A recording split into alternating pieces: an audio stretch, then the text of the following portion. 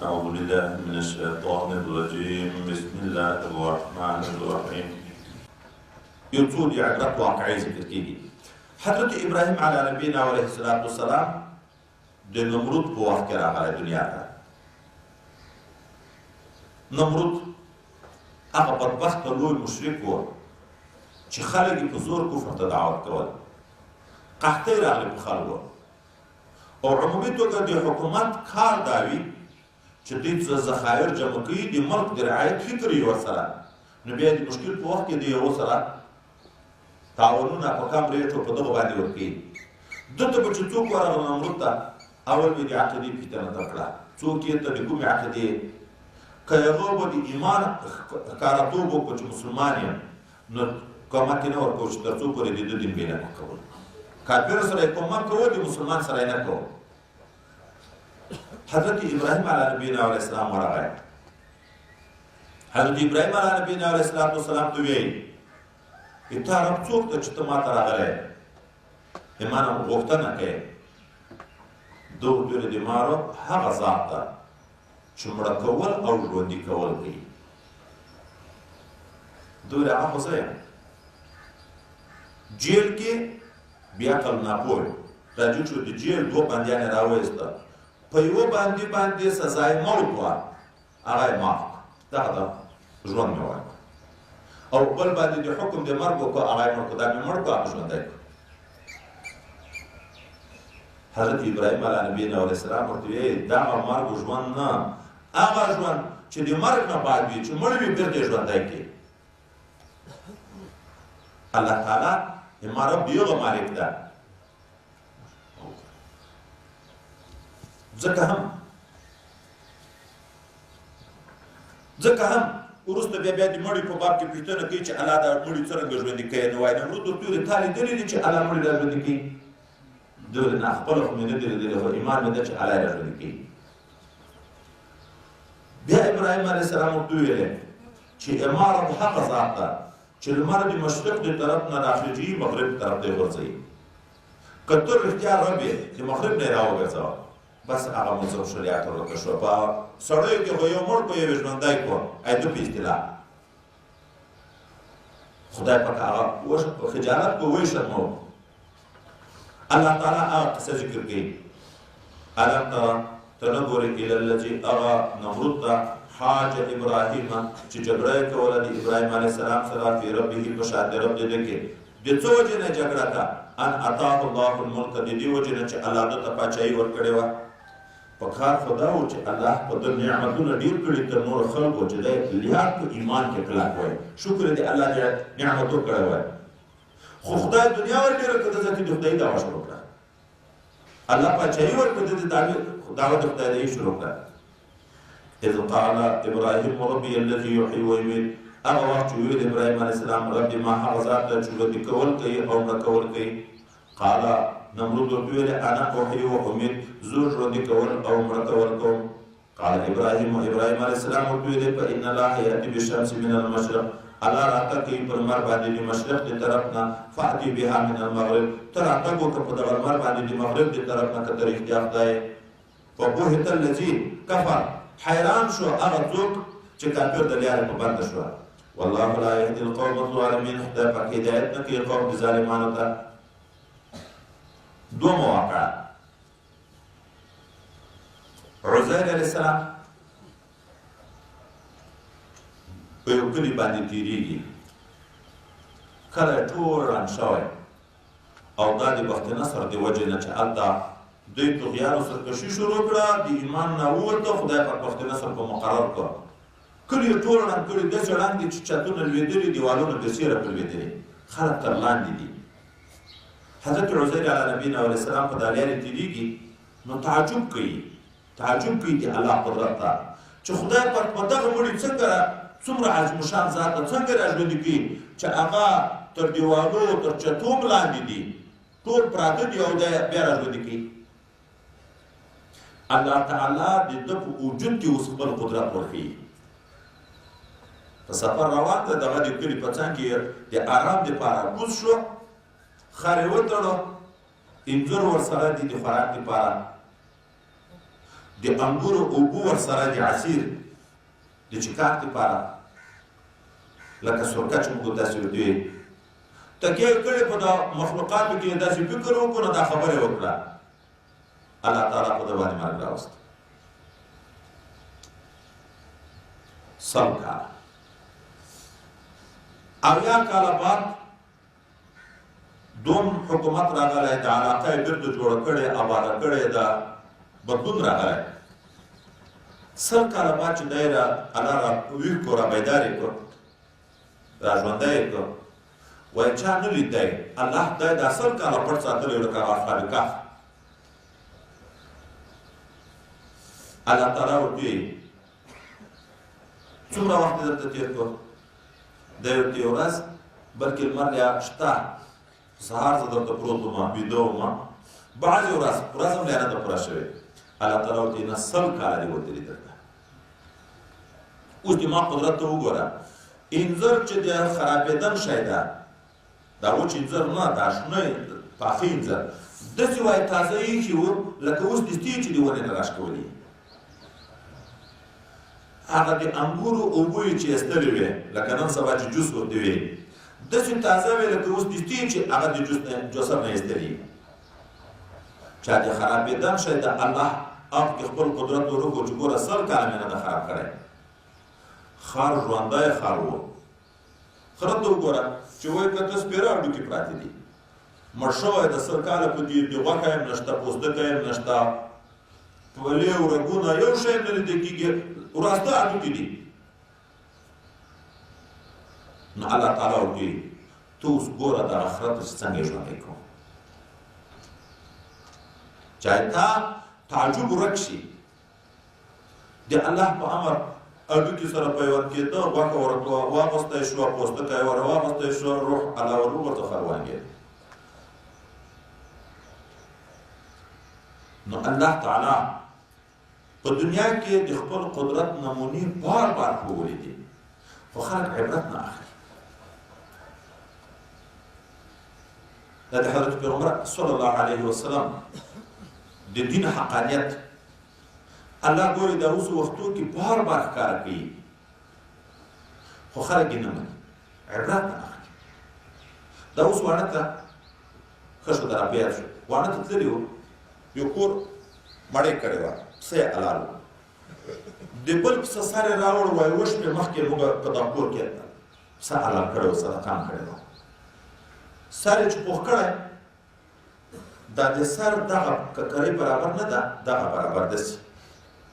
دا پوست و غوښې ته راوړولې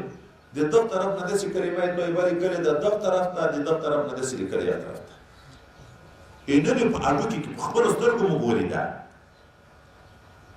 ما دا لیکل دي سم په یوه نقش باندې لکه دا د خط لیکه په یوه نقش باندې داسې برابر دغ طرف نه داسې لیکلي لا اله الا الله محمد رسول الله په دغ برابر داسې او دلته د پاجو د طرف نه دغ طرف نه ولیکلي دي لا اله الا الله محمد رسول الله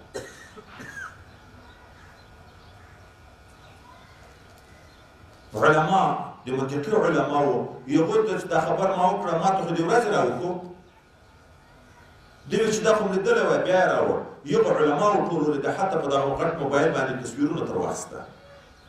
چې په دغه کې هغه شی او لویږي چې داسې سره کش کې چې بیا ډېر واضح کېږي نو یو بل عالم وویلې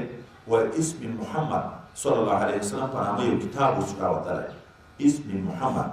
دا چې د نبی علیه السلام نومونه ښکاره شوي په هر چې شي کې دي د هغه پټو عکس شته پکې ما ته چا هندوانه راوړه دیره کې د حضرت پیغمبر علیه السلام نوم واضح پکې لیکلی داسې نه چې یا ګرېدلی ده یا هغه د نه د خپله په دا پوستکي کې واضح لیکلی ټماټر یې وایه دا نه د واڼه کې پېښ شوې وه ټماټر یې په منځ دوه ځایه کړی په یوه طرف الله ولیکل شو په بل طرف باندې محمد ولیکل شو غټ غټ ښکاره په وریځ کې د نبي علیه السلام نوم ښکاره شو په ونو کې کلمه عکس راغلی ده کلمه طیبه شته د وري په ډډه ورای پیدا ده په یو طرف الله لیکلي په بل طرف باندې محمد صلی الله علیه وسلم لیکلي دا خلیفه مبارک وفات و بیا هم چا خیرات کړی او خالق خلیفه صاحب پاش دي چې پخول ابتداره نه رایسته په پاش دي الله لیکلي دا حقانیت د دین خدای دنیا ته راښکاره کوي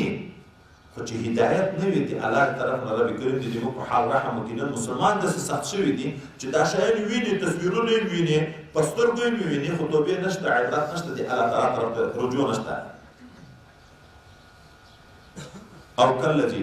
یا ته علم نه در رسېدلی هغه قصې د یو سړي ته مره چې تېرېدو علی قریة په یو کلي باندې وهي خاویة علی عروشها حال ده چې دا کله بامونه یې پرېوتلي وو دیوالونه یې پرېوتلي وو او عروشه بېسېره په چتو باندې چت مخکې لوېدلی بیا دیوالونه پراړک شوي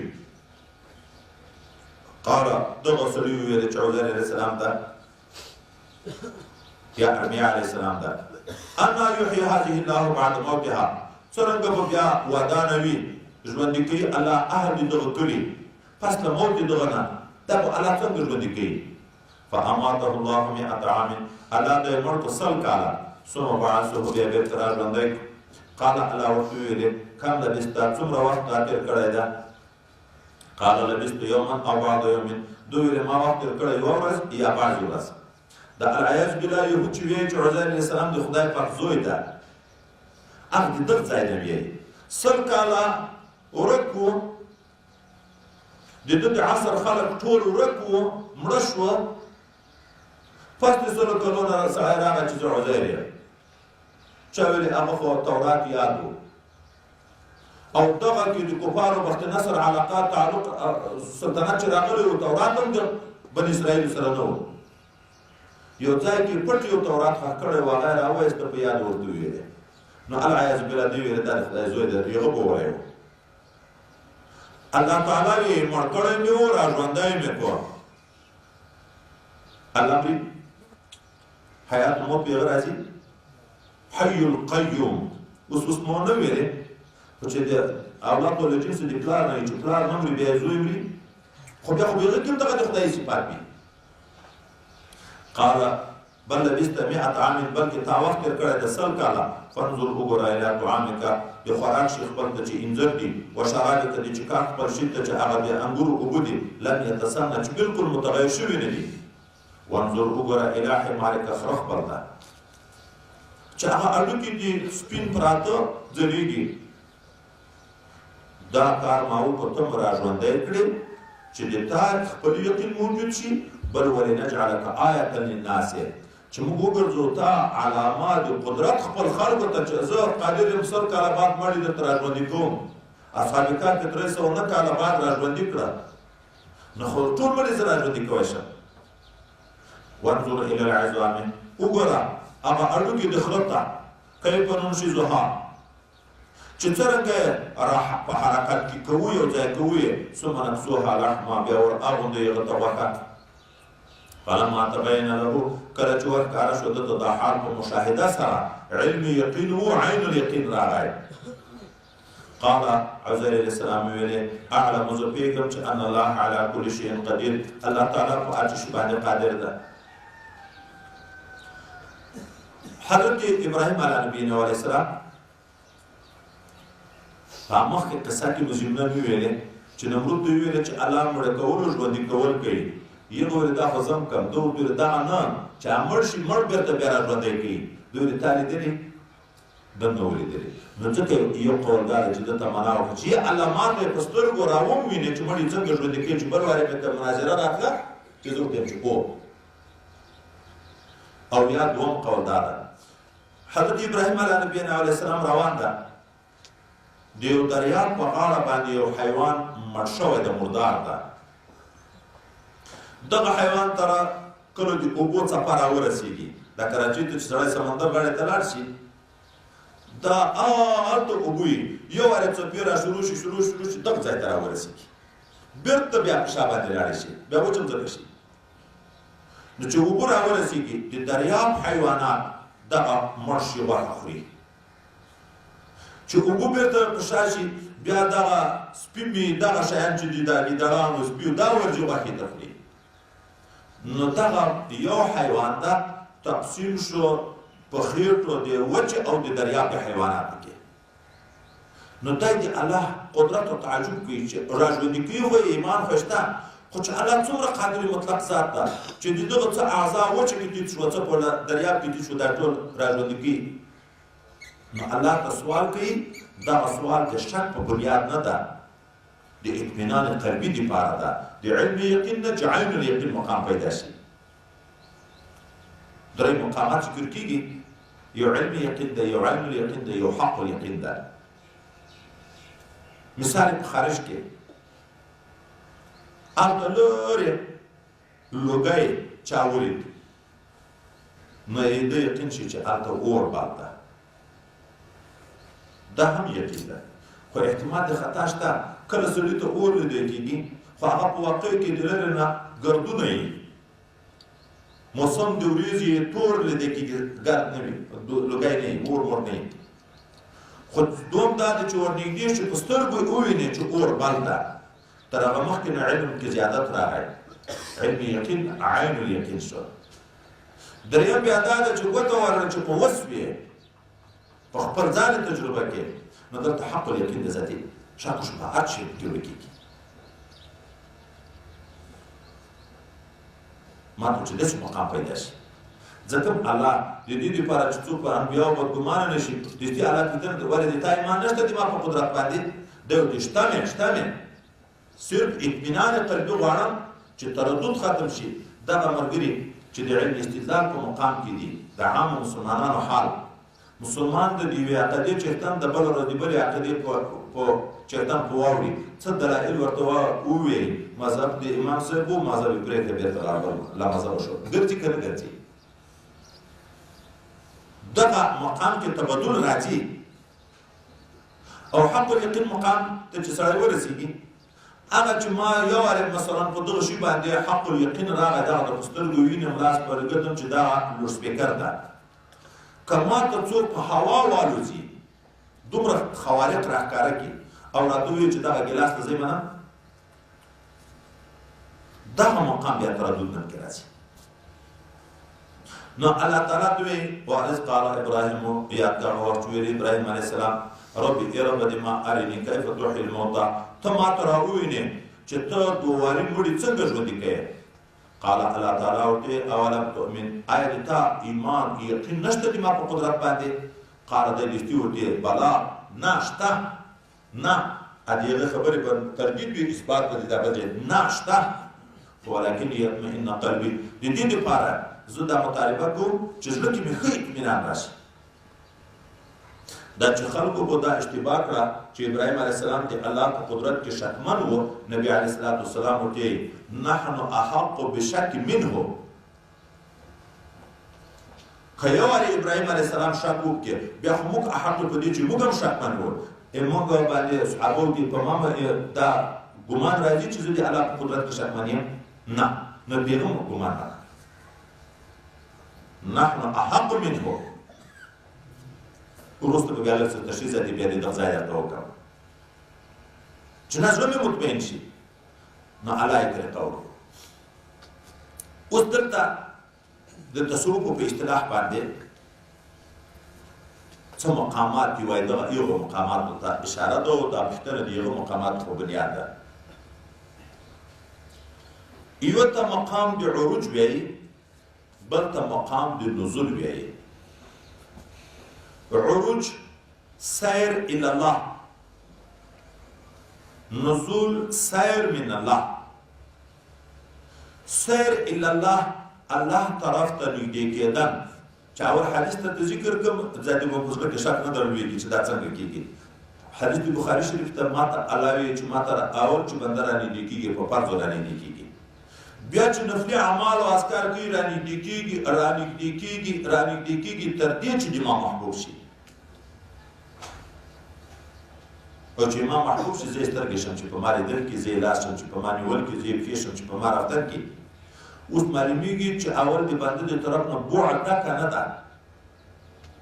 الله د طرف نه خو د علم او د قدرت په لحاظ قرب ده نحن اقرب الیه من حبل الورید خو بنده د اعمالو په لحاظ الله نه لرې ده اوس دغه قرب چې پیدا کېږي چې د بدن د صفایي کار د شروع به د عالم امر او د عالم خلق تقوا دیانت شروع کړه دا الله طرف ته ورنږدې کېدن ته روان شوې نو سیر الا الله تګ الله تعالی طرف ته دا سیر الا الله فی الاشیاء چې دا د عالم خلق او عالم امر تزکیه او تصفیه ده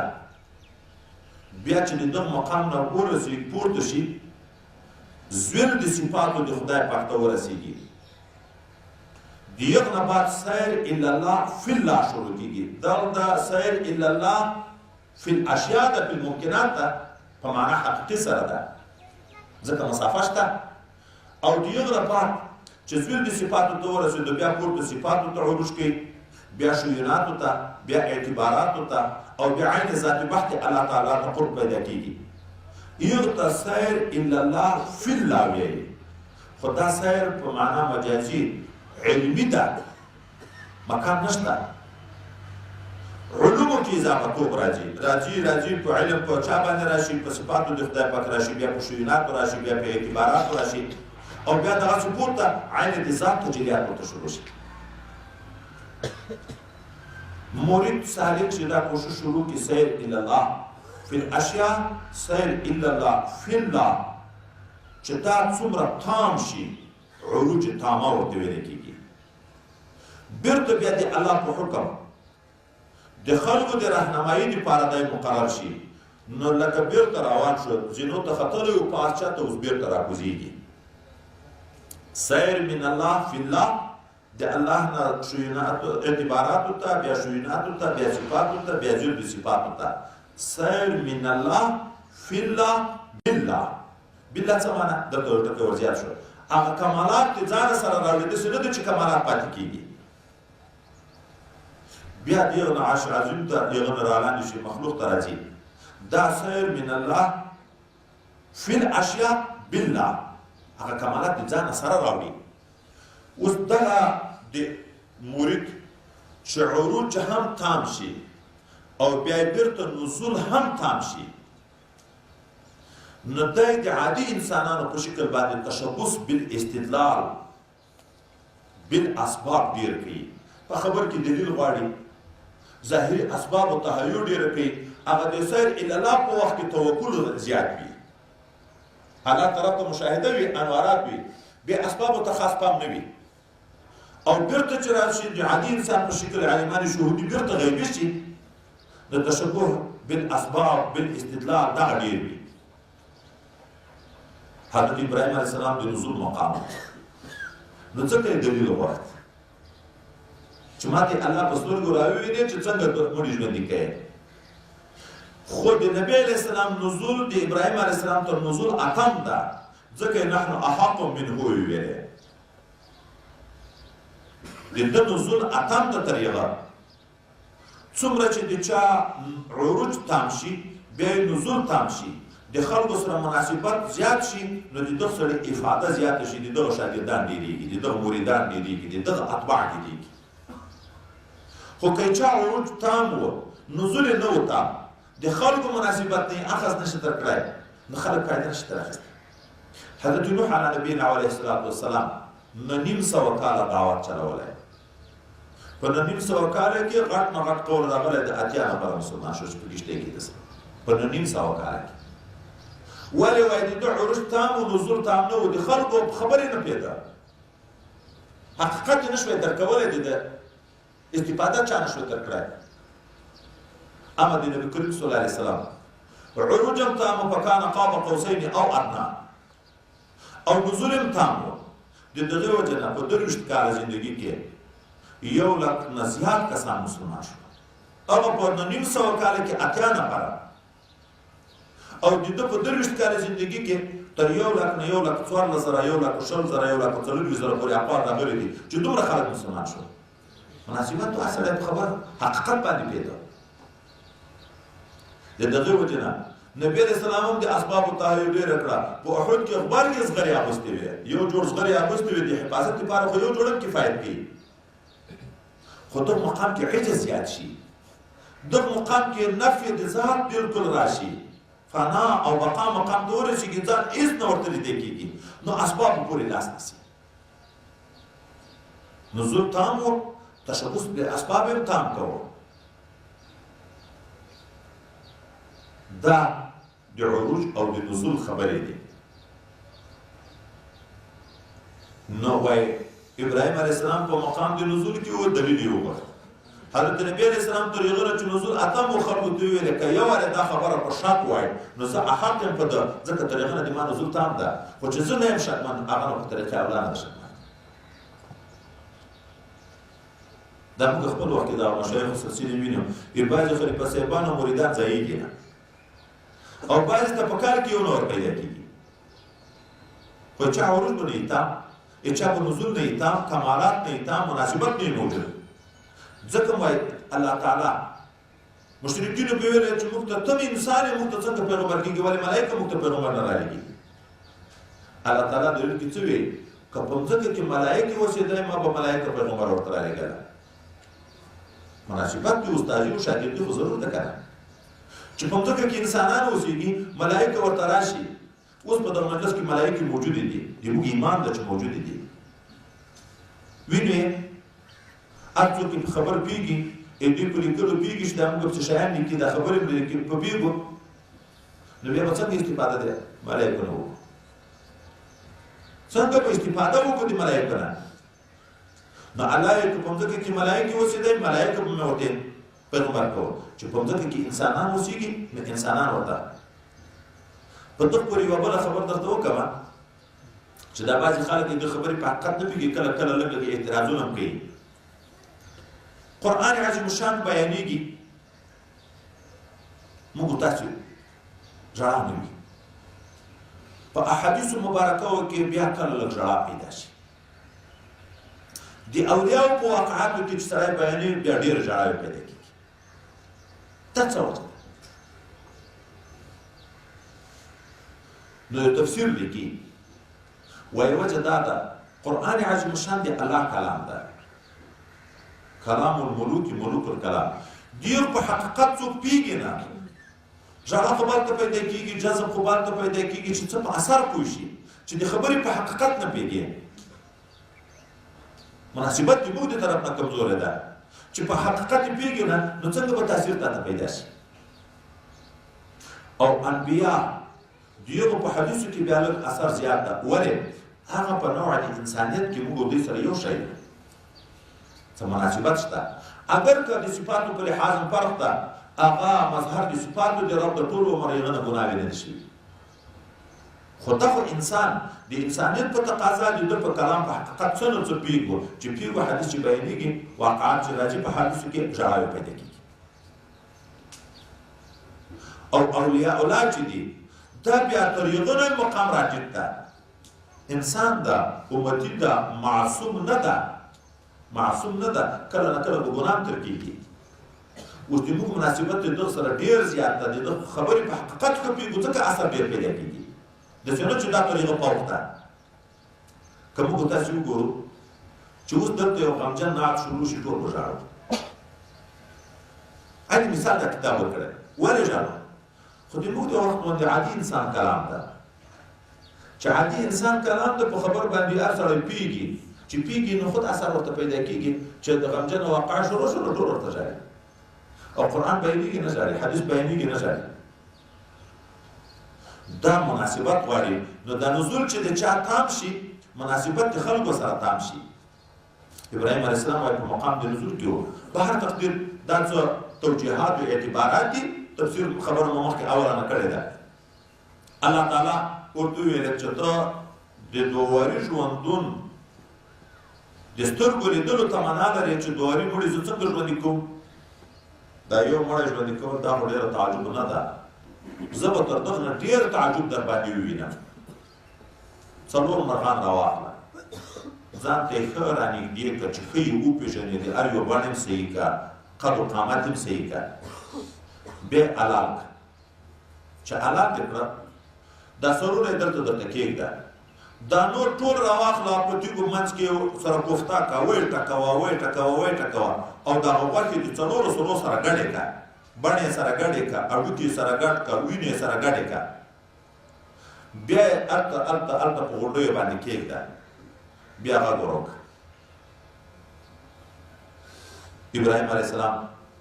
طاووس، چرګ کارغی کوتره څلور وینې حلالې کړه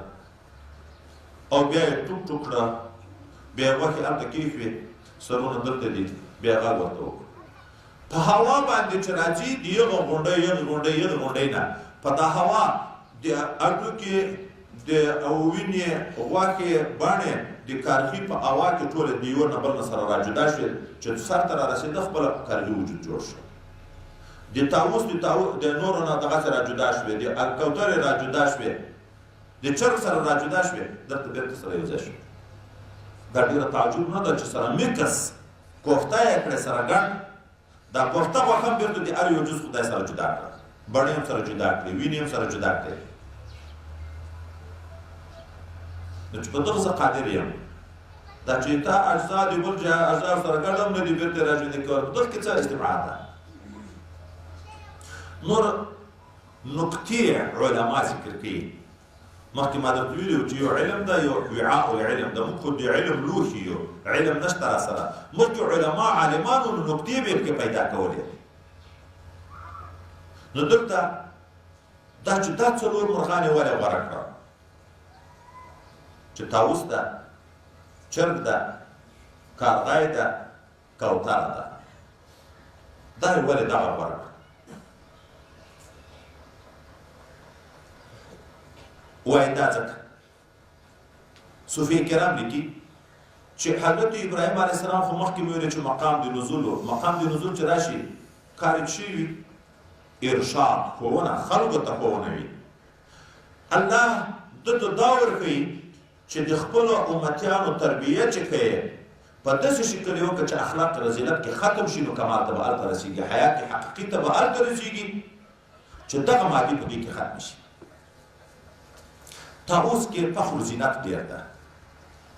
بڼې یې ښایسته دي خپلو بڼو ته ګوري ذاتي تکبر ډېر کوي دا ښایست زینت تظفر دا په دې کې ډېر ده په چرګ کې شهوت پرستي ډېره ده په کارغي کې حرص او طول العمل اوږد عمر فکر ورسره ده حرص زیاته ورسره ده په کوتره کې سرعت او ترفع چې پرېږدي پورته وځي اوس نو انسان کمال ته هلته رسېږي چې دغه مادې په ځان کې مړېږي ختمېږي دا اخلاق رذیله دي شهوت پرستي د دنیا حرص ترفع لویي په شي کې تلېوار سرعت فخر زینت دا چې ختم چې ځان نږدې کړي نو پس د هغه کمال ته رسېږي نو د دغو څلورو شیانو په وژلو کې وایي دغه اشاره ده او دا چې دوی ځان ته راوغواړه په منډه به درته ځي دا جذب ته اشاره ده جذب چې مرید ته پیدا کېږي حقیقي جذب د جذب تفسیر بیا روان دی یو شیطاني جذب وي چې په خپله خوښه نارې وي دغه شیطاني جذب ویل کېږي دا ریا ده شرک خفي ده د خدای په نسبت باندې د دغه ذکر هېڅ فایده نشته یو دا چې یو د خپل وطن د صفایي کار شروع کړ بیا الله ځان ته ورکش کړي جذب الی الله الله یې څه انوارات په وویني بې اختیاره شي تر خولې چیغې وروځي عشق و محبت دې تېزوي نو هغه سیر الی الله اسانه کېږي په عشق و محبت باندې ځي قال الله تعالی ورته ویلې فخذ أربعة من الطير وینیسه څلور د مرغانو نه فصرهن إلیک رانږدې یې که دوی ځان خپل ته چې ښه یې وپېژنې بیا یې حلال کا ثم اجعل على كل جبل منهن جزءا بیا وګرځوه کېږده په هر یو غره باندې چې دا نږدې شاوخوا غرونه دي یوه حصه د دغه بوټۍ غوښې دي کوفتې ثم ادعوهن یأتینک سعیا بیا یې در وغواړه نو تا ته به راځي په منډه په تلوار باندې چې اخلاق رذیله ختم شو بیا په نفس یو آیات واردلم ژړا پیدا کېږي جذب الی الله راځي په یو حدیث کې هم پیدا کېږي په لمانځه کې هم پیدا کېږي په تلاوت کې هم پیدا کېږي واعلم پوه شئ ان الله عزیز حکیم خدای په غالب او حکیم ذات